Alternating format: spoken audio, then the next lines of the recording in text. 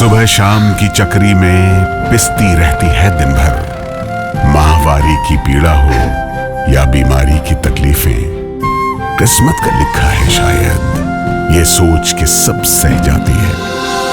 मुख्यमंत्री भगवंत सिंह मान महिलाओं की इस पीड़ा को समझते हैं, इसलिए पंजाब के हर जिले में आयोजित हो रहा है महिलाओं के लिए फ्री हेल्थ कैंप, जहां उन्हें मिलेगा बेहतरीन परामर्श और इलाज, ताकि महिलाएं रहें पूर्ण रूप से स्वस्थ।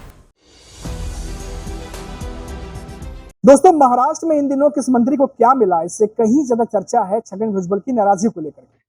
क्या छगन भुजबल की यह नाराजगी अजीत पवार को बड़ा झटका दे देगी? क्या अजीत पवार की एनसीपी टूट सकती है? अगर अजीत पवार की एनसीपी टूटती है तो क्या इसका डायरेक्ट इनडायरेक्ट कनेक्शन बीजेपी से होगा? क्योंकि छगन भुजबल अपनी नाराजगी को दूर करने के लिए अजीत पवार से नहीं बल्कि मिलते हैं देवेंद्र फडणवीस से। और खबरों के अनुसार देवेंद्र फडणवीस 10 दिन का समय मांगते हैं और कहते हैं कि आपकी नाराजगी दूर कर दी जाएगी।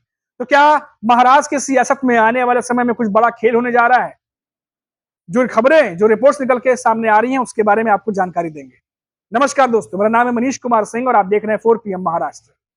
दोस्तों, छगन भुजबल इन दोनों काफी रूठे हुए हैं, काफी ज्यादा गुस्से में है, नाराज चल रहे हैं और खुलकर उन्होंने अजीत पवार का विरोध भी कर दिया है और साफ साफ कह दिया कि मैं किसी के हाथ का खिलौना नहीं हूं। इसके बाद छगन भुजबल पहुंचते हैं देवेंद्र फडणवीस से मुलाकात करने, जिसके बाद महाराष्ट्र की सियासत गर्मा जाती है। अपनी नाराजगी के बीच खबर आती है कि छगन भुजबल जो देवेंद्र फडणवीस से मिलने गए हैं, इसके बाद खबरें आती है कि क्या वो अपने लिए कुछ अच्छा ऑप्शन तलाशने गए हैं या फिर वो पता लगाने गए हैं कि अगर उनका नाम लिस्ट में था तो लिस्ट से नाम उनका हट कैसे गया, किसके इशारे पे हटा, और अगर इसमें कहीं अजीत पवार के एनसीपी की कुछ हाथ या कुछ ऐसा निकलता है तो क्या छगन भुजबल जो है वो बड़े कदम उठा सकते हैं, कुछ बड़ा ऐलान कर सकते हैं? इसकी चर्चा जोरों पर है। और इन सब के बीच में दोस्तों एक बयान मैं आपको याद दिलाता हूं। ये बयान है देश के गृह मंत्री अमित शाह का। अमित शाह का एक बयान था कि 2024 में भले ही बीजेपी मायावती के साथ सरकार बना रही हो, लेकिन साल 2029 में बीजेपी अपने बलबूते सरकार बनाएगी। ये खबरों में भी आया था उनका बयान, बहुत सारे जानकार डिबेट्स में भी इस बयान का जो है वो जिक्र करते रहते हैं। तो क्या उस 2029 के चुनाव की पटकथा या कहें स्टोरी लाइन अभी से बीजेपी ने लिखना शुरू कर दिया है? क्या छगन भुजबल का देवेंद्र फडणवीस से मुलाकात करना क्या उस पटकथा के कुछ अध्याय हो सकता है? क्योंकि छगन भुजबल ओबीसी समुदाय के एक बहुत बड़े नेता हैं, बहुत बड़ा चेहरा है और जब जब चुनाव होता है आप देख लीजिए, मराठा समुदाय हो चाहे वो ओबीसी समुदाय हो, हर बड़ा दल जो है वो वोटर बैंक को पाना चाहता है और ऐसे में छगन भुजबल एक बड़ी चाबी हो सकते हैं, एक बड़ा गेम चेंजर हो सकते हैं बीजेपी के लिए। तो क्या देवेंद्र फडणवीस की तरफ से कोशिश इस तरफ की जा रही है कि आने वाले समय में जो अमित शाह ने बात कही थी, क्या उसकी पटकथा अभी से लिखने की कोशिश शुरू हो गई है? क्या बीजेपी अपने ही सहयोगी दल हैं, क्या उनको तोड़ेगी? ये जो है सवाल जो है अब वो सियासी गलियारों में गूंज रहे हैं। छगन भुजबल लगातार नाराज चल रहे हैं। आपको पता है उनकी नाराजगी की वजह, जब उन्हें राज्यसभा जाना था तब उन्हें उनके जब हामी भरी थी उस समय खबर आई कि अजीत पवार ने जो है उनका नाम नहीं गया। बाकी मीटिंग हुई, उसके बाद सुनीत्रा पवार जो धर्मपत्नी है अजीत पवार की, उन्हें भेज दिया गया, जबकि वो बारामती से हार गई थी सुनीत्रा पवार के सामने। उसके बाद उन्हें भेजा गया और छगन भुजबल को यह कहा गया कि अभी आप रुकिए, विधानसभा चुनाव है, आपकी जरूरत है।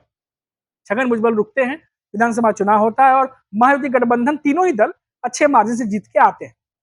उसके बाद भी छगन भुजबल को कोई पोस्ट नहीं दिया जाता, उनका नाम था, उसके बावजूद भी उन्हें कोई मंत्री पद नहीं मिला। और फिर यह खबर आती है कि देवेंद्र फडणवीस छगन भुजबल के पक्ष में थे, लेकिन फिर भी उनका नाम मंत्री पद में नहीं आया।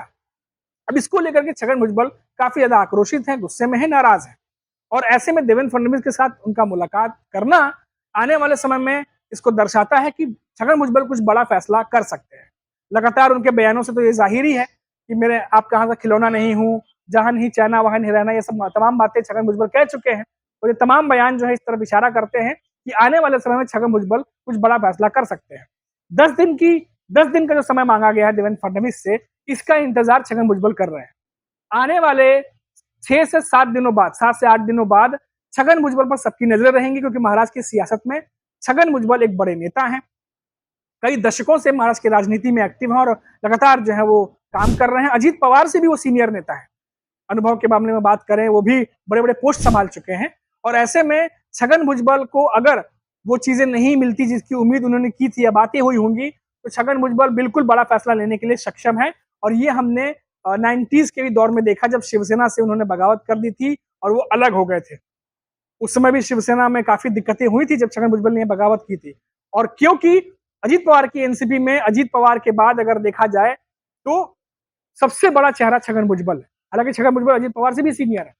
उसके बाद अगर छगन भुजबल ये फैसला करते हैं, क्योंकि उनके समर्थकों का खबर आपने सुना होगा कि अजीत पवार के घर के बाहर, चाहे पुणे का एरिया हो, लगातार छगन भुजबल के समर्थकों ने किस तरीके से प्रोटेस्ट किया, किस तरीके से अपना आपत्ति जताई, विरोध प्रदर्शन किया। उसके बावजूद भी अजीत पवार को कोई बयान नहीं आया और अजीत पवार की तरफ से कुछ ऐसा नहीं दिखा कि वो मनाने की कोशिश कर रहे हैं छगन भुजबल को या उनसे कोई बात कर रहे हैं। और ना ही छगन भुजबल जो है वो अजीत पवार से कोई कम्युनिकेशन कर रहे हैं, कोई बातचीत कर रहे हैं, बल्कि उल्टा छगन भुजबल देवेंद्र फडणवीस से मुलाकात करते हैं और बातचीत करते हैं। अब इसमें जानकारी ये भी कहते हैं कि क्योंकि अजीत पवार अगर छगन भुजबल का नाम आगे बढ़ाते भी हैं तो अंतिम फैसला महाराष्ट्र के सीएम का होगा। इसीलिए छगन भुजबल डायरेक्ट जो है वो सीएम देवेंद्र फडणवीस से मुलाकात करते हैं और जो भी बातचीत हुई होगी, हालांकि वो बाहर नहीं आई है, लेकिन रिपोर्ट्स इतनी है कि 10 से 12 दिन का समय मांगा गया है। तो अब रिपोर्ट्स के अनुसार 10 से 12 दिन के बाद ये कहा जा रहा है कि छगन भुजबल कुछ बड़ा फैसला कर सकते हैं और ये बड़ा फैसला जो है वो अजीत पवार के खिलाफ अगर जाता है तो ये जाहिर तौर पर अजीत पवार की एनसीपी के लिए बहुत बड़ा झटका होगा। तो तमाम जो सियासतदान है, तमाम जो बड़े बड़े मंत्री हैं, सबकी नजर जो है वो इस खबर पर रुकी हुई है। और एक बात दोस्तों, जाते जाते आपको बता दूं कि अजीत पवार और बीजेपी के बीच में ही ये चीजें नहीं चल रही। एकनाथ शिंदे के एक सांसद है, उन्होंने भी एक लेटर लिखा था जिसमें उन्होंने देवेंद्र फडणवीस और गृह मंत्रालय को लेकर के और पुलिस महकमे को लेकर के कुछ सवाल खड़े किए थे, जिसके बाद काफी ज्यादा सियासत उस पर भी गर्मा गई थी। तो जो तीनों महायुति के जो दल हैं, भले ही उन्होंने सरकार बना ली हो, भले ही साथ में अब मंत्रालय संभालने की बात हो रही हो, लेकिन जो अंदरूनी खींचतान है, जो अंदरूनी अंतरकला है, वो समाप्त नहीं हो रही। वो अभी भी जस की तस बनी हुई है और दिन पर दिन थोड़ी थोड़ी बढ़ती ही जा रही है। तो क्या ये आगे चल के रूप लेगा, क्या इसका दशा और दिशा होगा, क्या महायुति के भीतर जो चल रहा है क्या वो और ज्यादा फूटेगा या फिर उसे कंट्रोल कर लिया जाएगा, या फिर देवेंद्र फडणवीस, एकनाथ शिंदे, अजित पवार की रणनीति कोई काम आएगी और उसे मैनेज कर लिया जाएगा। ये तमाम चीजें जो है वो आने वाले समय में देखने को मिलेंगी। अभी के लिए इतना ही। आप देखते रहिए 4 PM महाराष्ट्र। नमस्कार।